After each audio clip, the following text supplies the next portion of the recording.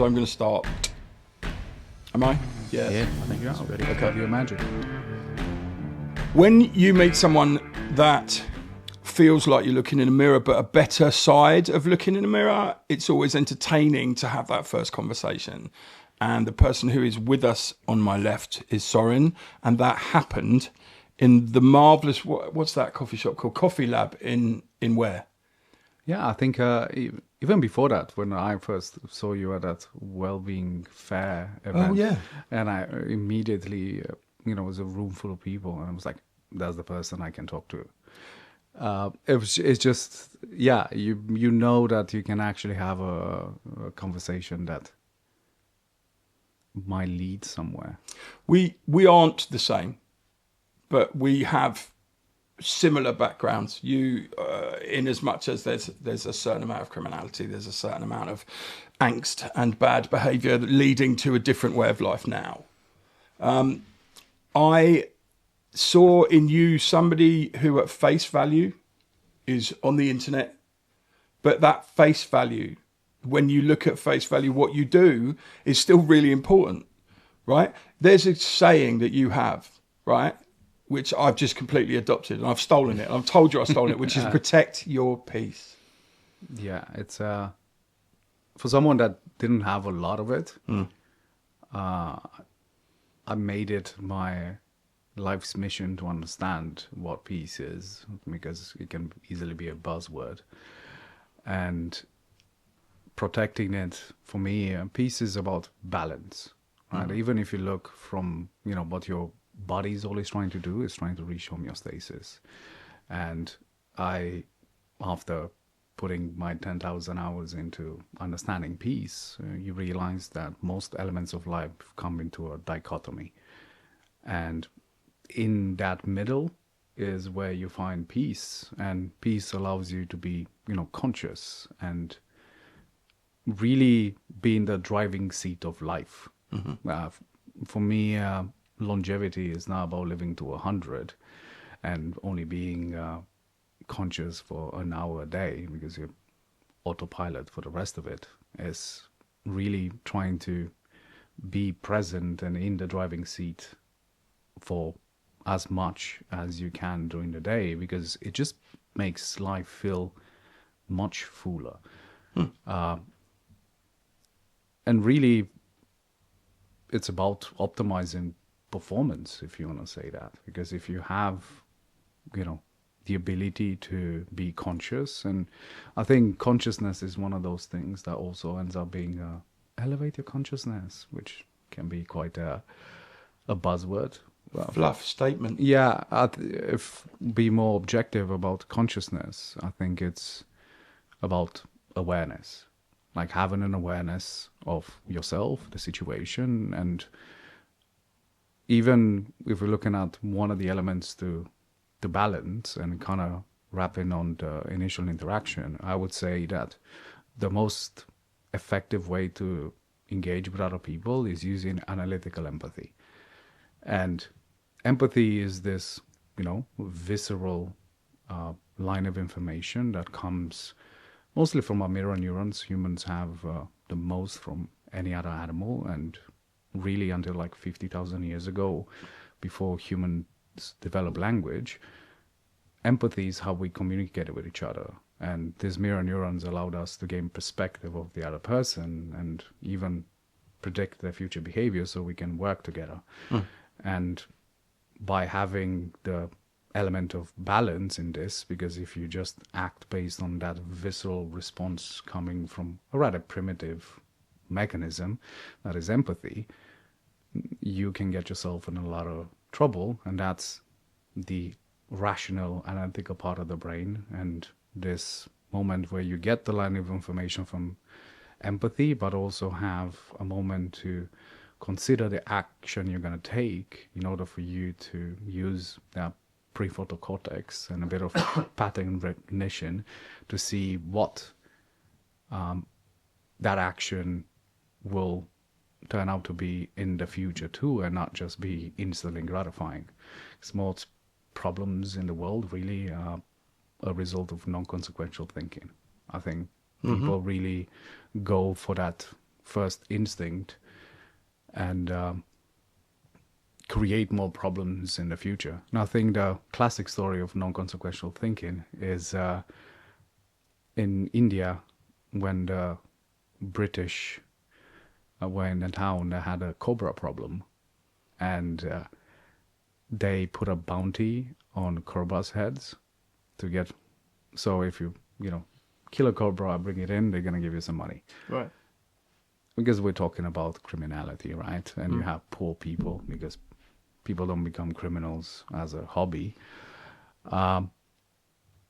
People started breeding cobras and trading them in for this bounty. Yeah. And then when the British realized that was happening, they closed the bounty program, and the people who were now breeding cobras released them back into the town. So the cobra problem was 3 times bigger than before the program started. Because that's, that non-consequential thinking. And like, this seems like a easy solution without you having a bit of conscious thinking of, these are poor people and they will take any opportunity to make money. What's the likelihood of people not trying to, cheat and try to get ahead? And that ended up, tripling the problem. And if you look at most of the issues in the world right now, are just that. People, the road to hell is paved with good intentions. Absolutely. I find it when you're looking at interactions with others as well, your first reaction as a man, right? For me, maybe I'm not the same as others, but the first reaction as a man is to look them up and down and see whether they're a threat. Right? That doesn't necessarily mean you're looking for conflict. It just means, if this came to it, would we be okay? Would I come out of this? How we're going to do it? Right? That was always a weakness. Right? Now, when you're looking for that provides you with weakness. Right? You come through it and you're looking for conflict to justify who you are. Yeah, but at the same time, I still use that, and I often use it on people who don't look like us. Because the biggest threats of today don't look like the biggest threats. Yeah. And I think that bit of analysis becomes extremely valuable. I think the level of empathy, because going back at that, you train your mirror neurons by having, shared experiences and having an understanding of body language and movements and facial expressions. That gives you, I listen to a lot of people without them ever speaking a word, by observing their actions. And that allows me to really gauge someone's character better than their words. And if there's a mismatch between the words and the actions, I'm immediately in a more cautious position. Yeah, I don't, in a way, if I look someone that has more of an overt display of danger, it relaxes me. I get that. I get that. I think that the point I made badly was the fact that it should, sizing someone up for conflict doesn't necessarily end in conflict. What it does end up is in understanding, right? But a lot of people will take that. So you go in, it's the gladiatorial thing, isn't it? So you go in there and you think, right, who's going to affect me? Who am I going to have to interact with? Why am I going to have to do that? Right? With you and I didn't need a pissing contest. There was a nod of understanding when we first met. Yeah, because, you saw a degree of experience. I'm like, oh, this person's been around enough to have one, interesting things to say, and also a more practical understanding of the world, right? Because really what's dangerous, even if you think of a dog, it's a scared dog, right? And talking about peace and all of these things, as someone who has, a complex PTSD issue, and really what it is an overactive amygdala, right? And what can keep the amygdala in check is the hippocampus. That's where you store your memories, and you can increase the size of your hippocampus through exercise, through learning new skills, through having, different experiences and gaining different perspectives. So when I see someone that looks like you, it calms me down because I know that the dangerous thing is people losing control based on that fear response. And I really count on nature always, and my expectation of people is to be who they are. And realistically, for us, from an evolutionary point of view, we are opportunistic scavengers, right? We were on par with hyenas, and humans' claim to fame was our ability to use a rock to crack some bones of, lions and get access to the marrow. But that opportunistic scavenger is in everyone. So I count on that selfishness and knowing that I'm like, if you've been around, I know you're not stupid enough to risk your life because you've look like you've seen things. So actually it's an interest because I know you're going to have opinions, because I know there's that word saying that opinions are like buttholes. Everyone has one. Mm-hmm. I don't even always think. want to see it. Yeah, I don't think that's true anymore. I guess I'm in a position where I interact with thousands of people, and it's kind of sad that usually after 2 sentences, I can predict the next 16 opinions they're going to have. Yep. Because they have the opinions of the echo chamber they're part of, or whatever, they adopted from the external world. So it's not interesting for me to engage with someone because the only thing that it can do is validate me. Yep. And I'm like, I don't need validation. No. I need someone that I know has a bit of experience for me to be able to continue growing and learning. And the sizing up for me is purely an understanding of the environment, because if I have a degree of awareness of the danger in the room, it also allows me to relax and be more open, or be more cautious. And I guess this is something that you are familiar with. And I think even when people call themselves an empath, which really says that you come from a volatile environment and you became hyper aware of people's body language and tone of voice in order for you to predict danger.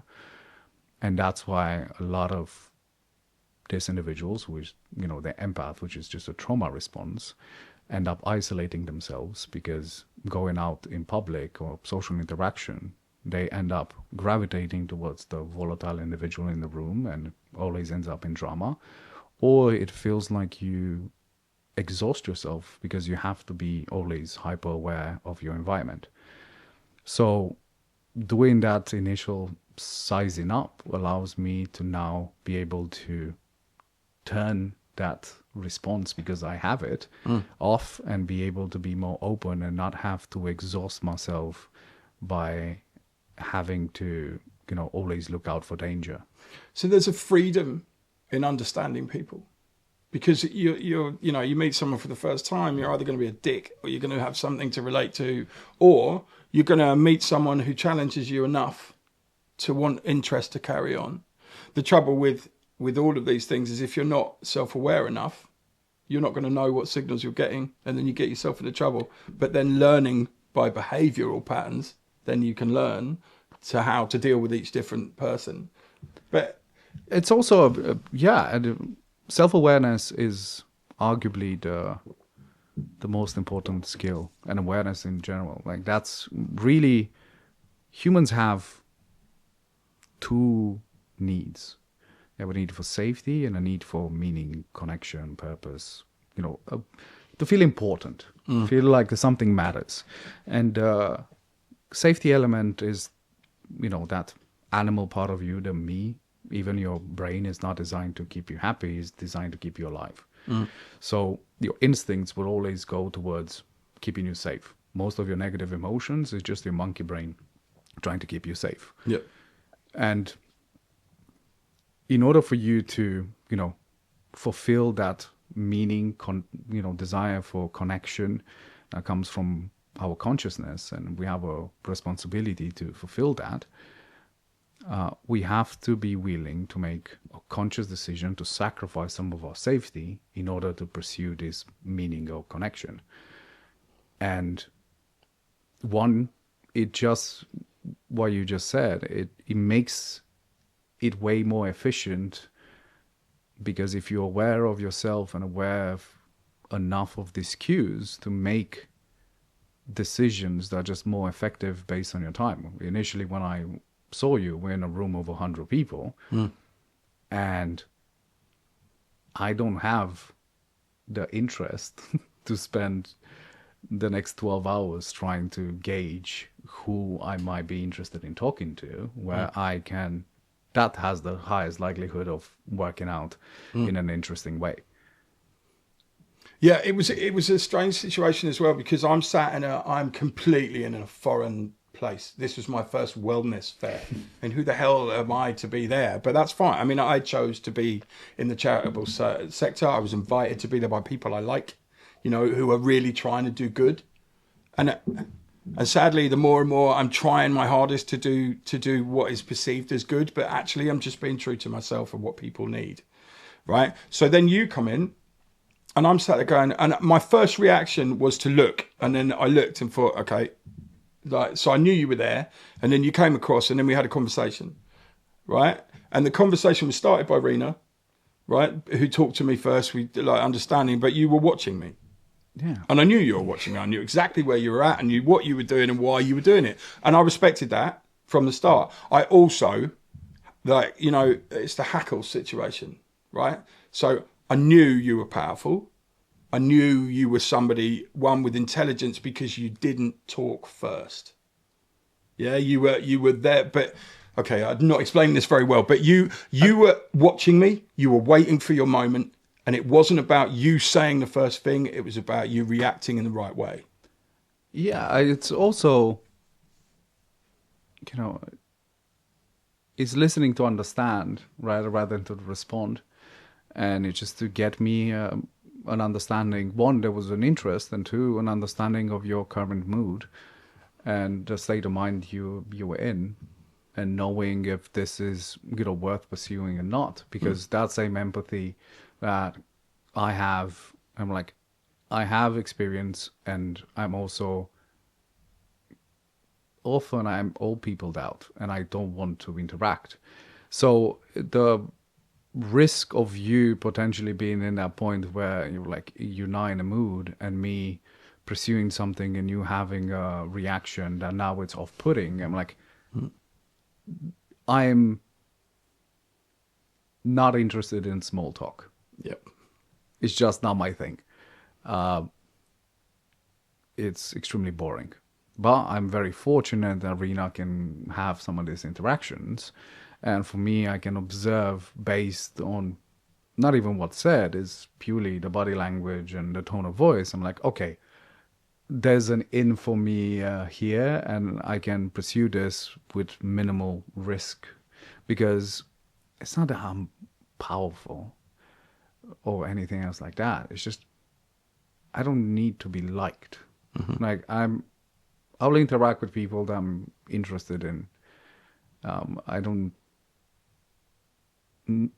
need to be nice because I have other options. I like that. I like that. Yeah, right? I don't it's need those to be options. We spoke about this in the car, right? And that's completely resonant, because you're very confident in yourself as you come across, right? But also that's because I don't need really to suffer your bullshit. I don't really need to listen to your small talk. But what I'd like to do is find out what you're actually saying, because I have other options right now. And options, that sentence, I have other options, is so true to who you are, as from what I've seen so far. And those options, let's go back to that. I appear to be bleeding. So we need to loop back round a little bit, because I never even said who you were. So who are you? I'm just a weird forest child that's trying to help people, and I love observing the world around me and understand it. There's nothing. Um, I guess I have a story that tends to give people a bit of context. Can we do that?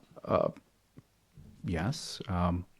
So I grew up in a post-communist Romania. I was born in Germany. My father, biological father, didn't want me because he happened to be married with my mother and also had another family in the United States, and he was involved in criminal activities. So he thought that's going to get him caught.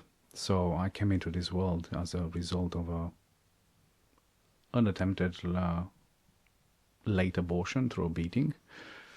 After that, there was still an attempt on my life, so we ended up in Romania, and then my mother also ended up abandoning me. So I had a bit of foster care experience, and then when I was taken in by family members, they were not very nurturing. My grandfather was a notorious alcoholic and took me from the age of 5, and I ran away at 10 because I ran away because he would beat me and send me on the streets to beg for money for him to continue drinking. And even when I was, there, I remember the first time I went to school and I got bullied because I was a bit of a weird kid. And I remember going home and telling him what happened, and I got my ass whooped bad because I embarrassed him with my problems. And Okay.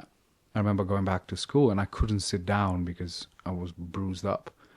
And those kids came again, tried to bully me. And I had the awareness that these kids cannot harm me as much I get harmed at home. So I ended up grabbing one of the kids and just jumped and snapped his arm in half because I was like, "You're not gonna use this hand to hit anyone." And that's why I don't judge what happened next because it makes sense from that self-preservation point of view. Yep. But everyone at school, everyone in the neighborhood, and so on were told to, stay away from me. So I was like this kid with leprosy, and my only friends were stray dogs that I would walk around the town trying to forage for food, and I'll spend a lot of time in the forest observing nature. And I guess that's why I keep talking about nature, because that was my world. Was that comfort? Nature is nature comfort? It was no people. Right. Simple as. So no People were conflict. like, there was no one to beat me. I understood bears better than people. Yeah. I'm like, the bears, the danger was overt. People were very sneaky. Yeah. And I spent a lot of time, observing from the outside. And even after I ran away, I had about a year where I was extremely traumatized. So I was just quiet kid. Really, when I was going to school, I would only read Terra magazines in the break, just look at more animals. I remember this notorious bully in the school. I could take verbal abuse or whatever, but he took my magazine. And I remember picking him up and I smashed him on a blackboard to a point that it was a mix of glass and blood. And I didn't get into trouble because I was this quiet, nerdy kid. And we're like, ooh. You snapped. And that's where, I'm getting goosebumps thinking about it. Because at that point, I was like, I am done with bullies. Fuck all of you. And I became the bully of bullies to the point where I would go to, because I also started playing video games and I was good at it, I would go with all the nerds in the city, travel school to school, find out who the bullies are. And I just started just beating bullies. And I started getting a reputation for it because How old are you here? I started from 12 with this. Yeah. And around the age of 14, my uncles who were staying at got arrested for international drug trafficking. Right. And I was put in this position where, like, you need to start making some money for food. Yeah. And the only people that, were willing to even consider this feral person were criminals. And I had a reputation of having no fear and being creative. And that's, I guess, how I started getting involved, trying to, get some money for my grandma and to have some food. And I got really good at it. Was there fear? Did you have fear? I mean, I know you had a reputation for no fear, but was there fear present? All the time. Right. So living right on the razor's edge due to fear. I don't remember a time when I had no fear. Right. I was always scared. And yeah, to the point where later on in life, I was just numb and I thought that I don't have emotions anymore. But the reality of it is that I was feeling all the emotion all at once. So I couldn't distinguish. All I had was anger and fear. And I just wanted people to stop hurting me. And I got a bit addicted, I'm not gonna lie. I got addicted to fighting, because all of a sudden I went from this, kid with leprosy that everyone just mocked, and now no one was saying shit, and I was, infamous. Powerful. And the power did get to me, because all of a sudden I mattered. And I started becoming part of the problem in some cases. And really this streak stopped around the age of 18. I met my father for the first time for a few hours. And after that, it was a bit of drama. I'm not going to go into it. But I went back to meet him. And I was welcomed with swear words and so on. It was not even my fault, but I wanted to kill him. It was like, it's my turn now, bitch. And during that anger state, I used to go to gypsy places, because they're in Romania, and they would drink, and always a fight would start. So I would just go around, and because I was this chubby kid with glasses, like, everyone would pick on me. And it was great because it gave me an excuse to fight. Right. And this one night, two guys came with me for my anger management process. And some of those people that went out fighting, one of them had a machete type of sword and stabbed one of my friends, and he died in my arms. And at that moment, I was like, I don't think I want to do this anymore. And I was like, I'm not going to become the same monster as everyone else. So, and that's how I ended up in Germany again. I lived at the horse ranch for 6 months. No phone, nothing, just feeding horses and cleaning. And I was reminded once again that nature is where I understand and I can feel calm. But I tried to change some things, and I got into more drama and then more drama, and then I ended up being homeless in Germany with my IDs being burned, and it took me a while to find my way home. Because of the reputation my family had, because I come from a lineage of people. So someone that was scammed by family members, they took it up on me. Right. And I refused to fight that person. And I ended up homeless as a result. And after that, I ended up getting this random opportunity after I sorted out my passport to go to United States. And they picked me up again, as criminals do, on the premise of this is a person that has nothing to lose. And it was a woman that was like, do you want to go to America? I'm like, yeah. But I had nothing. And I ended up in this human trafficking situation, working at the cotton gin in Alabama. And Holy fuck! So they took you from Germany, no, from Romania. from When Romania, sorry, yeah. to be a slave. Yeah, but work in the cotton it fields. looked legit until you got there. Right. And then when you got there, God damn it. they took your paperwork away and so on. And there was a bunch of other Romanians and other people there, and I recognized there was an MO as people who had nothing to lose. And weird to say that I got lucky that on the first day there, a guy died in front of me, had a heart attack. And he died in this crane head situation. And he was the only one that knew how to do that. And also, no one was willing to get into the place the guy just died. Yep. And So you did. I was like, I'll do it.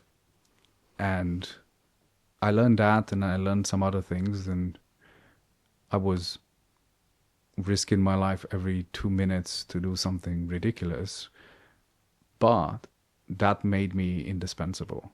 So after they tried to push some things and it was a bit of a conflict, I knew they're going to come after me to threaten me. And I knew I had nothing to lose. So when they put a gun to my face and I said, you can't afford to kill me. My life is not worth, I did the math, it is going to cost you about 2.5 million to kill me. And my life is not worth this much for you. So counter offer, you give me my passport back, and I'm going to actually create a system for this to work effectively, because I guess I had the advantage of being smarter than the average individual that was in that situation. And yeah, that's how I left that eventually, and ended up. By coming, sorry to interrupt, Yeah. but by becoming indispensable, making them a deal. I'm going to make you the money you want, right? And you're going to let me go. Yeah, because they wouldn't, right? I guess it was part of the conversation earlier as well.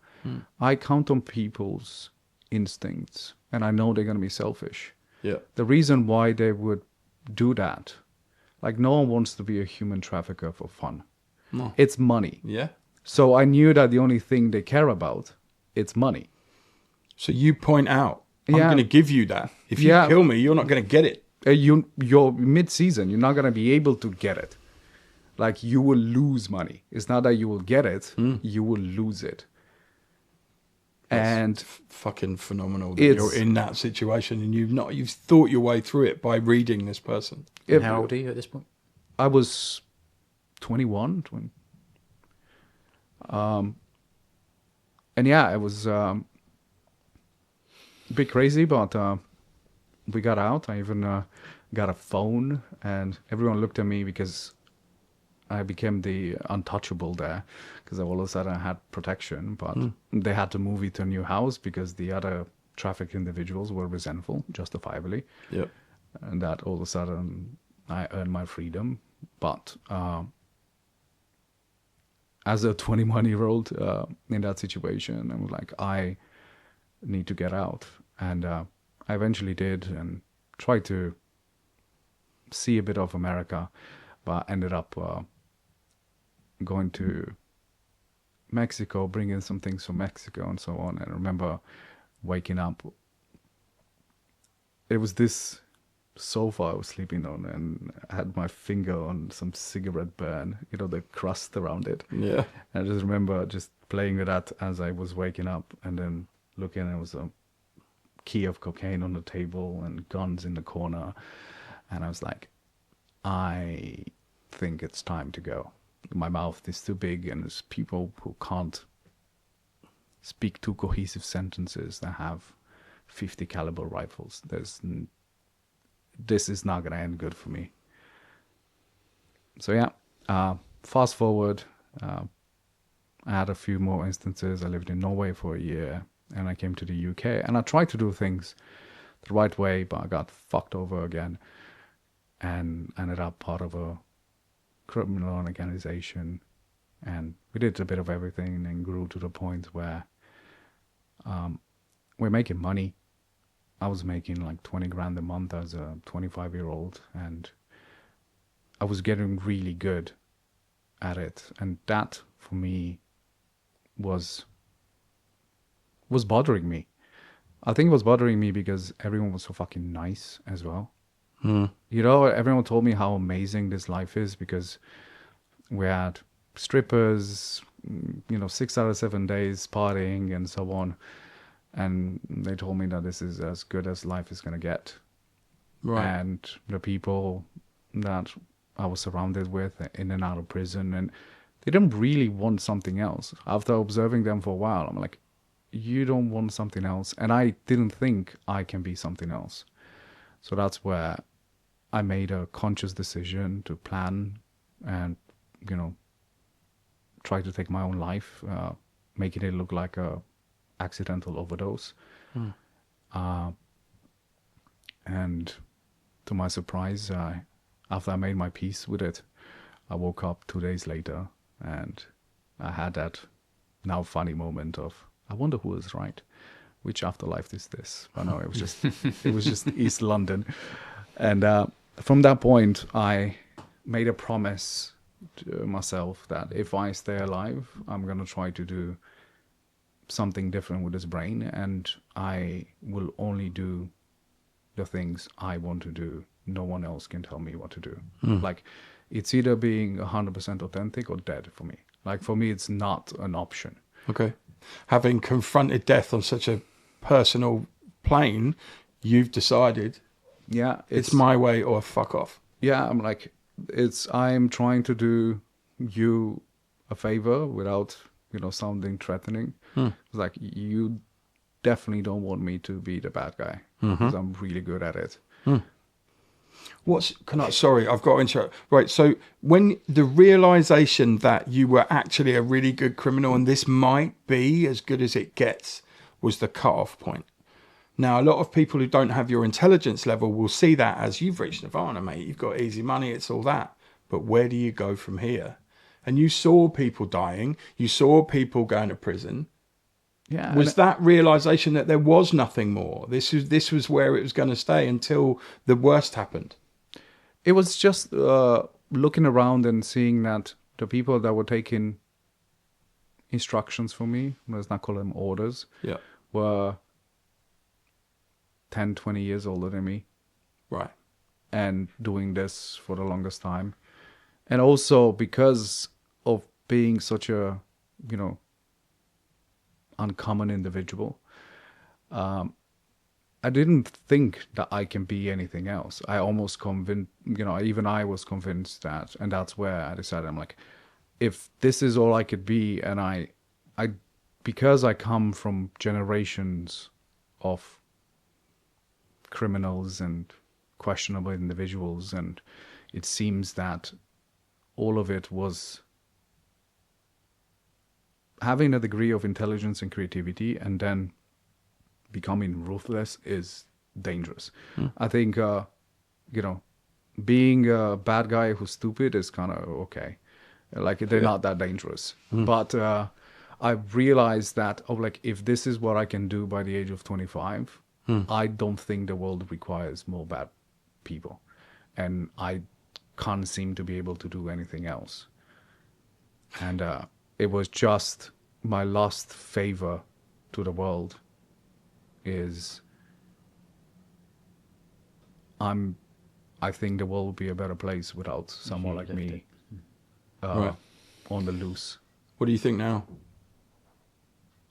Having turned it to such a powerful, different direction, what do you think about that, Sorin, then? it's yeah, I'm getting goosebumps just thinking about it, because I still don't think I'm a good person. Mm-hmm. I do good because I choose to do good, because for me it's protesting against my own nature. Like my first thought, talking earlier on the scan, I'm like, oh, this room is full of victims. I'm like, oh, this guy might know some shit. Let me see what he's up to. Well, if you hear and like, you know some shit, that means we might connect on like actually trying to do something different and understand the practicality of what the real world is. And it's not, you know, that part of good intentions, peace. I mean, anyone who knows me knows that I have a passion for certain things. And the reason I'm in doing charity work is not, oh, I can do good. It's fuck you, I can do good. Yeah. And I can do it, and I'm not going to do it this week. And you've caught me at the right time. I now have goosebumps, so we need to stop doing that. The fact of the matter is, right, is this week I have had to see the realities of the do-gooders who do nothing but pay lip service to it. And I cannot go into details, and I don't want to. But needless to say, I have confronted that head on. I have told the people who are quite happy to take their bullshit salaries and wave a magic wand that does nothing over people, and instructed them that if they don't do this, people die. I've seen people die. I too have had friends of mine die in front of me, next to me. And death to me is something that is not overly important to people who deserve it. But death is something that should be taken away from people who can't help themselves. Like, you know, people who are really struggling, who have found that, i.e. drug use, mental health, instability, homelessness, any of that. If they don't have the ability or even the strength left to fight back, then that means I can help them with that. And the people who are in power, I hate doing that. I don't know what the fuck that is. But those people, that's starting to really fuck me off. I completely agree with you, because everything I do is a protest to that. Really, the thing that drove me to suicide is nice people telling me what they thought I wanted to hear. Yeah. How amazing life is. I'm like, this, what do you mean? I was like, this is bullshit. If this is amazing, I don't want to do this. And no one being willing to be honest with me. And, you know, even now, the reason why I can be quite, you know, offensive to some, fuck 'em, is because I'm direct and I'm willing to tell you things that maybe you need to hear, you're not ready to hear or want to hear. Yeah. But the reason why I put myself out there online, for example, is as a sign of protest, based on me thinking that the social media space is, you know, part of the problem more than part of the solution. And we're talking earlier, for me to justify hatred, I need to be part of the solution, because otherwise I'm just burning the candle at both ends. Yep. Like hatred is, you know, can be a toxic fuel, or that resentment. But if I don't putting it anywhere, I'm just making myself sick. Yeah. And simply everything I put online, it's for my younger self. Some things that I wish, a type of individual that I wish I would have seen to potentially make me think, or I'm like, oh, you can do that, and you can do a different thing. You can do a different thing, and you can do it, you know, your way.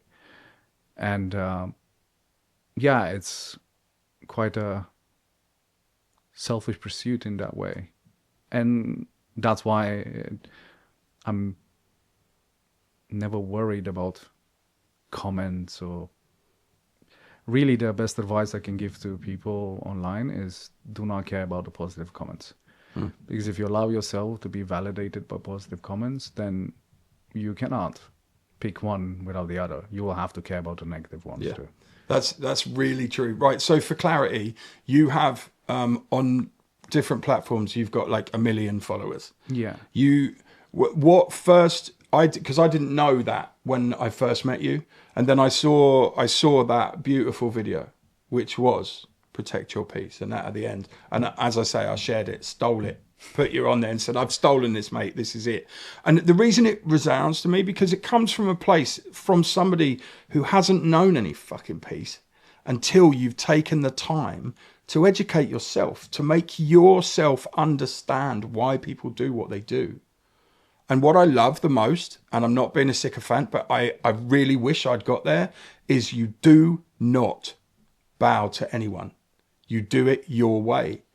And you know, the reason that I was into having that meeting about what we're going to do and how we're going to work together is because somebody who has that clarity and the freedom to do as they wish, it's all based in truth. And my whole life now is based in truth. There's no lies. There's no grey area. There's no thing. I don't have to remember what I said last Thursday because whatever the fuck I said last Thursday is truth. So if somebody asks me about it, I'll know about it. And I think also we can be in a situation where there isn't the, right, well, we need this grant, so we have to be nice to them. We don't, no, fuck all that. We're going to do this. We're going to answer your questions. And if you don't believe in us, then fuck off. It's, I think part of doing it, although I said I do it for myself, it's, you do it as an act of service. I think a lot of, you know, the well-being, the charity space and all this shit is very much me. Mm-hmm. Like the most horrible people, even statistically, the dark personality traits hide behind good causes. Yeah. So as soon as you see, and really, you know, something that life teaches a lot of us is when someone tries too hard to show one side of themselves, usually they're trying to hide the opposite. Yeah. You know, the guys who feel the need to, like, they're scared. Like, I know you're scared. If you need to do that shit, you're scared. Or if you're like, oh, nice, kind of like whatever, everyone is, and you look at it, they the most hateful individuals. And so as soon as you see this level of like performative perfection, I'm willing to bet that this is to hide the opposite. Yeah. And because if what I call on social media is filled with validation porn, it's just that even when it comes to talking about mental health or well-being and whatever, it's giving people what they want to hear, so people remember how you made them feel, right? So you can get to, I'm like, oh, that made me feel good about myself. Yeah. Like fluff. Like, yeah. Like. I'm like, fuck that. Like, I like myself. Like, I'm doing that because I feel I have a sense of responsibility, because otherwise all I have is anger for the shit that I went through, and there was no one to give me an alternative, an option, and no one that I was also willing to listen to. Yeah, because that's another thing. You know, something like psychologists or, you know, people with a degree. It feels insulting when they try to talk to me because they had no life experience, and you're just regurgitating information from your little book to justify the student debt you have. Yeah. There's no argument with that. I asked somebody who trusted me with some work for a charity, and I said, why on earth would you give someone like me this opportunity? And I did see it as an opportunity, and it was, because I needed to grow and I needed to learn. And they turned around and said, you are 50 years old, which I was at the time, and you have lived more life than most people I've seen. And you don't need to brag about it. You don't need to play a flag. You just want to be in truth now. And that shook me a little bit, because I'd never really validated my life experience. I'm a fucking addict. I've been a criminal. I've done some bad shit. But underneath all of that, there was a need for something, and I didn't know what that need was. So understanding that the fact that life experience now can do some good for others isn't necessarily for those others. is good for me. No, it goes down at those two basic needs of safety and meaning. And quoting Spider-Man Uncle Ben, with great power comes great responsibility. It's a beautiful quote. If you have awareness of some shit and the ability to do something about it, if you choose to not do it and, just play it safe, selfishly, you don't have this balance, and it leads to an empty life. And you're just prioritizing your safety. Even if we look, an analogy I like to use is animals at a zoo. Technically, animals at the zoo should live longer than animals in the wild, because the bars that keep them locked in also protect them from all the dangers out there in the wild. Yep. They have consistent food that in the wild is a risky thing to do. They even have medical supervision, although they do die sooner than animals in the wild because of that lifestyle and the stress that comes with it. Because just even with humans, if you want to make any person depressed, give them everything they want. Yeah, nothing to strive for.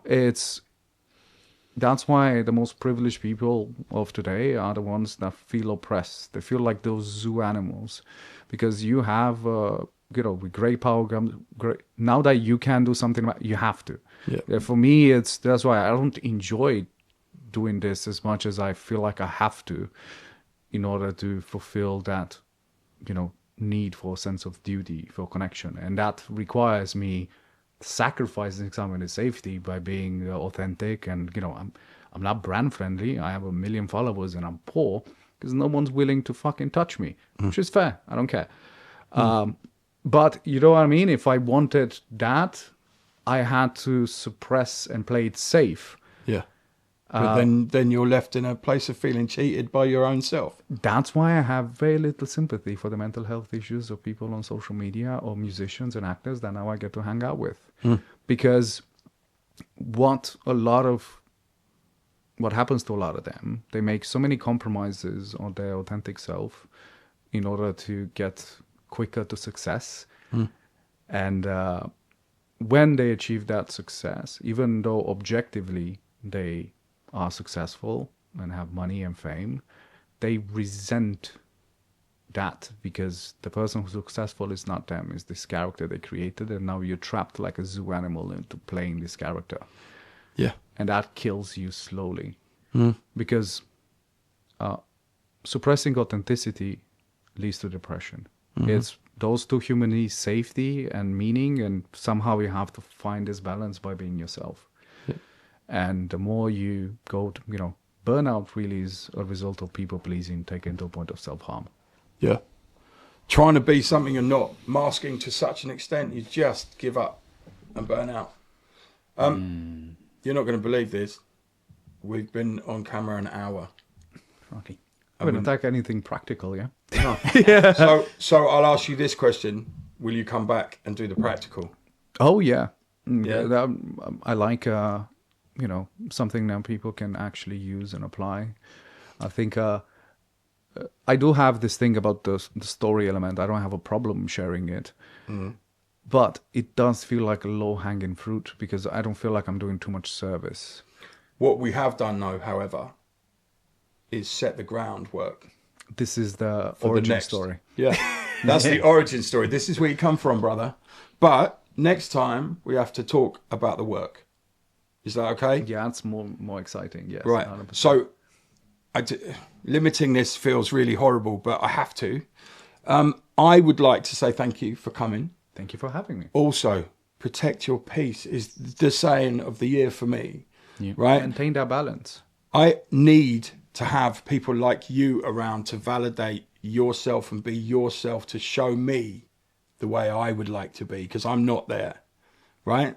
And it's not just that admiration level. It's the fact that your sincerity and your truth is inspiring. That's why people follow you, because they believe in you. I get that, because that's why I said I do it, because I wanted to see some people, so I didn't feel crazy that there's no other options for me. I have to do what my environment tells me to do or what society tells me to do, and that's the only way you can be successful. Even have with a social media thing, I've had conversations with Meta, and they told me that they love what I do, but I should go to a different platform because I do long videos, and this is a average watch time of 15 seconds, and this is not what people come here. I'm like, I don't give a fuck. This is what the problem is, and I will slowly nurture a group of people, and it's fine if no one wants to listen to me. That's okay. I done my part by taking the actions and putting something out there, and I already got rewarded by taking the action. I really, outcomes is not something, well, I know I cannot control. So it can be a nice surprise. Even the whole journey started with me having a panic attack when my partner tried to ask me to hold something for her to take a picture, because the last one, you can't tell me what to do, which is a bit of a problem. And I was trying to be helpful to a point where I started crying and had a panic attack. Because the last time someone was telling me how to sit for a picture, I was being arrested. And for me, that was a fun challenge. I'm like, I will take a picture of myself every day to work on this. And it was like, I'll just put some of my words out there for things that I wish I could see, and I don't care if anyone sees them. But it was nice because I started social media less than 4 years ago. It was not. I had a T-shirt that said anti-social media, and I never worried about like followers and likes. I kept trying to like improve myself and my ability to express and kind of work through this crippling anxiety. My first video took me 7 hours to record 23 seconds. I couldn't even speak anymore just because I turned the camera on. You're like, ugh. And it was kind of a daily practice of showing up and doing something. And because I think people resonated with, because scarcity increases value. And when the whole internet is trying to get your likes and trying to get your validation, and this person, I'm like, this is what I think is going to be helpful. If you don't like it, fuck off. They were like, you know what? I like you. It's based in truth, isn't it? Most people want to be an influencer. They want the fame and the fortune that comes with that, whereas you've started from a completely different position. Yeah, and I feel so uncomfortable with that word. But teenagers want to grow up to be an influencer. Yeah, I know. And first time someone called me an influencer, I stopped posting for a week and was like, I don't want to be an influencer. Yeah, fuck that. I don't want that. Fuck that. Like, I'm not. And I just thought about it. I see myself more like a scout, like the person that has a higher tolerance for risk and danger. That I'm willing to go a bit further than what other people, and I can bring back some, valuable insight. Because this is the bit I'm sure you would agree with. Pain and everything else is relative, and having this amount of pain that I experience, this shit is uncomfortable, but my life's been uncomfortable, so at least now I get to be uncomfortable with something meaningful. Yeah. But also uncomfortable in your own framework. Yeah. You're not limited by that framework, but it supports it because I dictate where I'm uncomfortable, what I do that makes me uncomfortable. You know what? When I first started filming anything was when I was getting sober. And that was, it's now 16 years ago. And I used to go to the field with my dog, Skylar, every day in Bramfield and film myself to show myself on camera that I wasn't high. Right? And this seemed perfectly logical. Makes sense. Right? And so once a week, I would put up this fucking awful handheld video thing with it moving around. But then over time, I got more comfortable and I started telling that camera the truth. And then after that, I realized I was 6 months down the line and I was on YouTube and I'd never looked at anything about numbers, about anything to do with likes, because I didn't realize that's what it was for. It wasn't, this is the early days of YouTube and all that. And now I have to keep saying to him, I said, "Why I'm worried about, we only got 40 views in the last one." And he went, "So?" And he's the one that has to go, well, what are you looking for? And then I have to fucking remember, I don't give a fuck who watches this. I care about doing it.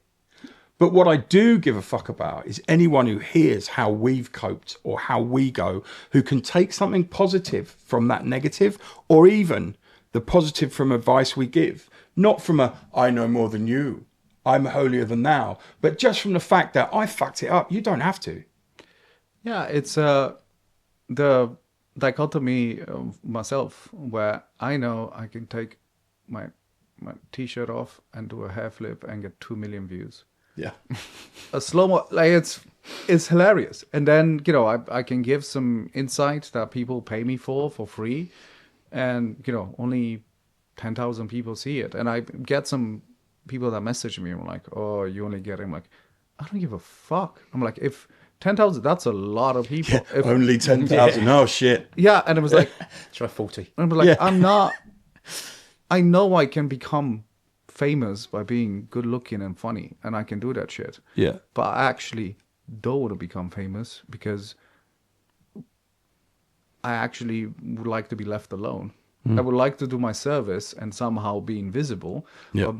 I understand the human superficiality enough to know that in order for me to put something that people don't want to see on a platform that's not common, I also have to give them something. And because I'm not willing to be performative and do a lot of editing and shit, I'm like, boom, look at this creative project I made.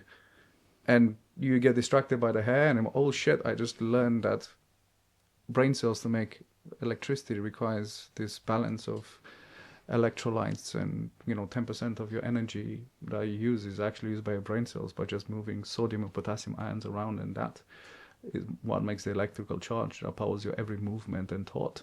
So that's where the importance of hydrating effectively and having this electrolyte balance in order for you to function effectively. And we're like, oh, I thought it was a hairy guy with green eyes, and shit, I need to drink some water. That's it. Right, we've got to end. I'm really sorry. Yeah, but next time you're going to come back, we're going to talk about the work. With neighbors, so it's fine. We are. Right. Youth projects, mentorship, all of that. That's going to become more and more important in my life shortly as well. So I'd like to come back and pick your brains on that. Thank you so much. Excited to talk about that. So until then, thank you for having me. No, it's a beautiful thing. 50 in coping. We'll see you next time.